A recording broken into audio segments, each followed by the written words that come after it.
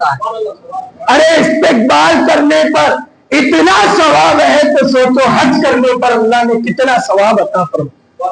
تو فرمایا میں حج کے لیے تو نہیں گیا لیکن حاجیوں کا استقبال کروں گا, ان سے ملاقات کروں گا, ان سے دعائیں سب لیتا رہوں گا. اب حاجیوں کا قافلہ آیا اور آنے کے بعد ایک حاجی سے ہاتھ ملے.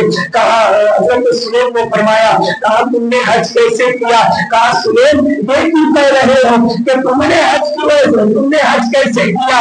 ارے یہ کہو کہ تم نے اور ہم نے حج کیسے کیا. کہا سلیم یہ کیوں کہہ رہے ہو کہ تم نے حج کیسے کیا؟ ارے یہ کہو کہ تم نے اور ہم نے حج کیسے کیا. اب حضرت سلیم بچت لڑکھڑانے لگے. کہا یا اللہ میں تو یہی رہ گیا, میں تو کسی حج کے لیے نہیں گیا. اب ایک آئے تو کہ دوسرا شخص آیا, ان سے کہا کہ مجھے دعائیں دیتے جاؤ کہ اللہ تعالیٰ مجھے بھی حاجی بنا دے. کہا سلیم یہ کیوں کہہ رہے ہو کہ ہم نے خانہ خدا میں ساتھ میں دعا نہ کی, کہ ہم نے خانہ خدا میں ساتھ میں دعا نہ کی. حضرت سلیم پریشان ہو گئے. پھر ایک بزرگ آئے اور ایک بزرگ نے آ کر کہا کیا تم وہ بزرگ سے کہنے لگے, کہا بابا تمہارے آنکھوں میں مجھے مدینہ منورہ کی خانہ خدا کی در کی زیارت ہو رہی ہے. کہا سلیم ایسا کیوں کہہ رہا ہے؟ جس آنکھوں سے میں دیکھ رہا تھا میرے بازو میں تم بھی تو دیکھ رہا تھا.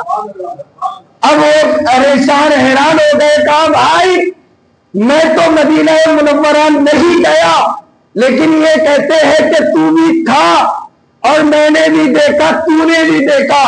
اب ایک کالی پگڑی والے بزرگ آئے اور آ کر حضرت سلیم کہتے ہیں کہ کہا تم نے جس ہاتھوں سے خانہ خدا کے گھر کو ہاتھ لگایا تھا میں تمہارے ہاتھوں کو چومنا چاہتا ہوں. کہا سلیم جس طریقے سے میں نے ہاتھ لگایا تھا اسی طریقے سے تو نے بھی تو ہاتھ لگایا تھا.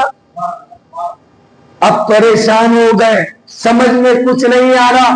سب کہہ رہے ہیں کہ سلیم تو بھی تو ہمارے ساتھ تھا, رات کی تنہائی میں عشاء کی نماز ورد کرنے کے بعد سوتے رہا, مسکراتا رہا, سوتا رہا کہ رات کی تنہائی میں انگڑائیاں لی اور